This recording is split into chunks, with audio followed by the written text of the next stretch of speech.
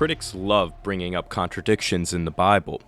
One of the most perplexing alleged contradictions in the Bible critics will raise is the parallel accounts between 1 Chronicles 21 and 2 Samuel 24. One account says Yahweh, while the other says Satan. Is this an example of a real contradiction in the Bible?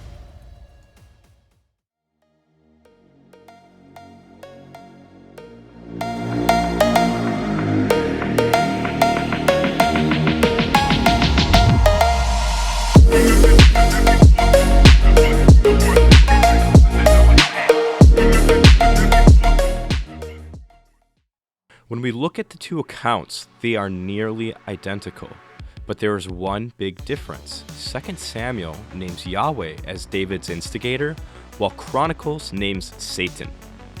The chronicler's account notes that David's act was evil in the sight of God, but this line is omitted in 2 Samuel. Both accounts have God posing 3 punishments before David, but David leaves the decision to the Lord. The angel of Yahweh executes a plague on the land in both versions. The two accounts as they stand are explicitly contradictory with respect to who provokes David to number the people. The options for resolution are all troubling. If we want the blame to be placed on Satan, we must identify Yahweh as Satan. The reverse strategy requires that we identify Satan with Yahweh. If Satan can somehow be removed from the picture, then we are faced with the fact that Yahweh incited David to do something for which Yahweh punished him. Is there any way out of this mess? While a simple look at the text makes this look like a contradiction, the solution is surprisingly straightforward. In the Old Testament, the Hebrew word Satan is not a proper personal name. This is because the definite article in Hebrew, the word the, is nearly always attached to it. Like English, Hebrew does not permit its definite article to be paired with a proper personal name. People named Than don't go around calling themselves the Than. The noun Satan paired with a definite article simply means the adversary.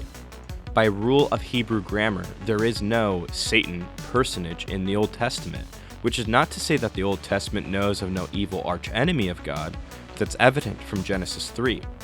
Although the Old Testament never makes the connection, later Jewish writings label the enemy of Genesis 3 with the word Satan. And so, by consequence, by the time of the New Testament, the identification was secure.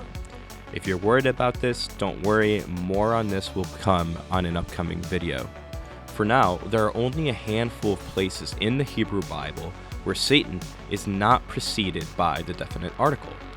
1 Chronicles 21:1 is one of them.